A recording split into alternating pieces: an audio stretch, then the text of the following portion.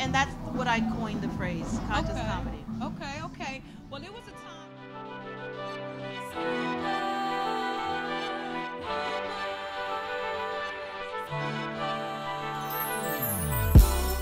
And my nurturing, I get to use that muscle, if you will. Quiet on the set! Rolling! Welcome back to the Everyday Superwoman Show. I am your host, LaRue, and tonight I had a wonderful time. I was laughing my butt off. Yes, I was. And laughter is one of the best medicines. And I have to give all the thanks to Miss Phyllis Yvonne Stickney. Thank you, Kim LaRue, Everyday Superwoman in the house. We are all everyday superwomen. Now, I want to tell my global audience, my everyday superwoman viewers. They call themselves fans, but I don't know. They the viewers. Viewers. I'm a viewer, darling. Fan means fanatic. You're not a fanatic. Hopefully you're not. That's exactly what I say. But most of you all have seen her in the movie New Jack City, right? How Stella got her groove back. Name the rest. Malcolm X, Women of Brewster Plays, The Inkwell, I can't remember. And it goes on and on, right? It's so many. It goes on and on. Also, on television, A Different World. Yes. BET Comic View. Yes. Wow, you've done a lot. I've been around for a minute. Yes. You know, I started when I was 3. Oh, really? Yeah. Are you just joking? See, I don't know if she's telling the truth or is she joking around. Actually, I was 2.5, but I lied about my age even then. I love it. Now, tonight, your show, the name of your show, the title of your show was Are You Kidding Me? Are you kidding me? Okay, give me a little background about that. How'd you come up with that title? Actually, Lauren P. Razor, who is my partner, my business partner, whenever she's an attorney. Okay. And so she would call me with some of these things, and she would tell me about projects or people or things that would happen or something that she would want me to do. I'd call her micromanaging. Right. And so she would call with something, I would go, are you kidding me? Lauren, are you kidding me? Lauren, are you serious? Are you kidding me? Lauren, are you kidding me? So okay, so it had to the be. flyer, and it was like, "Are you kidding me?"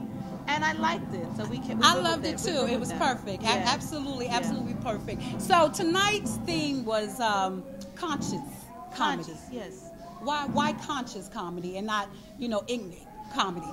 Well, that's where I've always been. I've been doing comedy now for over 20 years. But I had a successful career as an actress, as a dramatic actress, a character actress. So a lot of my comedy kind of got overshadowed by that. I love it. It's my voice. It's the voice when I think I'm most free, because it's really my expression and my thoughts, my flight of consciousness, I call it. So I tagged it conscious comedy years ago when I was working in '86, actually, when I won at the Apollo Theater. And when people would ask me, what do you do? Or do you tell jokes? And I would think about what was it? And I said, I didn't call it Christian comedy because I work for Muslims and people that So I wanted to talk about it, and that's what I coined the phrase, conscious comedy. Okay. Well, there was a time where every time I turned on my TV, your face was there. On many channels, movies. I would go to the movie, your face was there, and then it was like one day you disappeared. Yeah. Where'd you go? That was my choice, actually. I mean, it was. Okay. I say my choice because there were some personal things and people in my life that I didn't want to have exposed to Hollywood and the scrutiny and criticism of Hollywood. So I just kind of faded to black until I could figure out how I could introduce myself or re-emerge without all the baggage that those people carried with them. And I also wanted to have an opportunity, I thought, to have a normal life. So I tried to have, get married and have children. And I'm an artist. That's what my life is to be, and I've accepted that. I've mothered many children, even though they've not come from my womb. And so my desire and my nurturing, I get to use that muscle, if you will, with my actors and other people that I work with. Well, what a perfect time to, remerge. You know, it's a perfect time, you know, the shift going on and everything. And we need to laugh. It's a lot. We need to laugh. It's a lot of serious stuff going on. But a lot. When you're laughing, literally every organ in the body is being massaged. So there is something medicinal. There is something healing. There is something real about that. And so once I knew that, I just, let's laugh because we need to heal. You know, that's one of the reasons why I love you, Phyllis. You know, every time I'm around you or I see you around other people, you always have words of wisdom. Thank you. You know, you always sharing words of wisdom. I remember we were somewhere, I can't remember where, maybe the Schomburg, Deborah Ann Bird's reading. Oh, yes, yes. And we just started talking, and you were talking about the creator and the created. That's right. How can the creator worship the created? So all you Teds out there, you ain't running things. You can't run things. Have you seen the X and the Y chromosome, boo-boo? Just go look at that thing. How you gonna be telling the X what to do and you the Y like over there and the X is like... Conscious comedy. I love it. I love it. One more question before I let you go. What brought you back to stand-up comedy? I never left it. Okay. I never left stand-up comedy. Okay. What happened is the men, you know, really didn't invite the women to come along and play. Okay. And so we're now on, you know, we're on a campaign. Okay. Hope Flood. We were just in California where there was a female comedy convention. We're gonna host it here in October. Oh, wonderful! So wonderful. Yeah, October, y'all. That's wonderful. our birth month. We're going to do something with female comics in October here in New York. Is this part of the Return to Excellence? Absolutely. The Return to Excellence is something that, we kind of did something called Cultivating Excellence, but you remember, I love that. Return to Excellence is one of our companies, and it's our theme. We all, in every aspect of our lives, we must return to excellence. We used to be number 1, now we're number 24, number 10. African Americans were looked at, we were revered, we set the example, we set the tone, and now we behind people looking at us. It's not a good place to be. And so if I can be an example or talk about an example or set an example or show them to someone who is being an example of how it should be, how it can be, because we still have it in us. It's in our DNA. Absolutely. So all I have to do is just shakabuku, go back and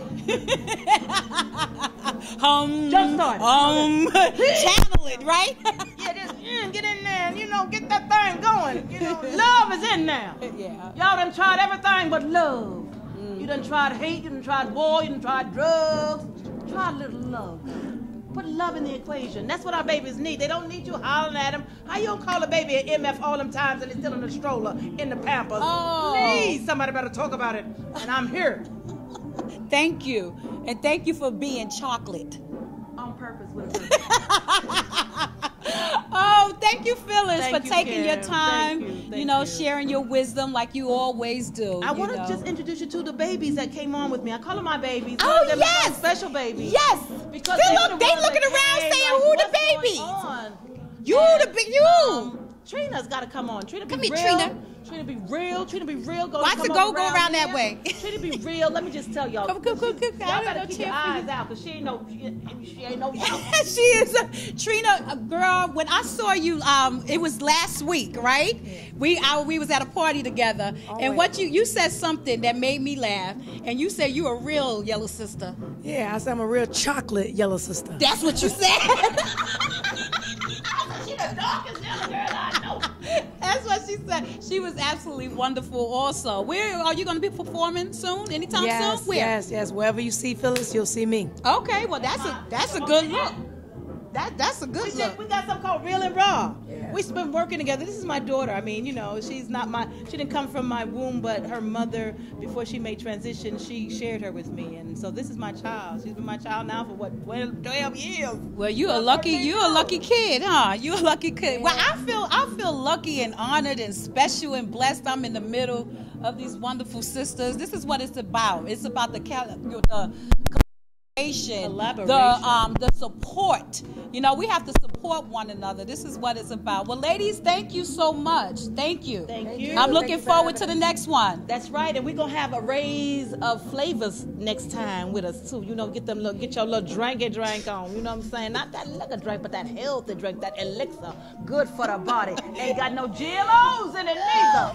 My name is Trina Be Real, and don't forget to put that S on your chest. My name is Phyllis Yvonne Stickney, and don't forget to put that S on your chest.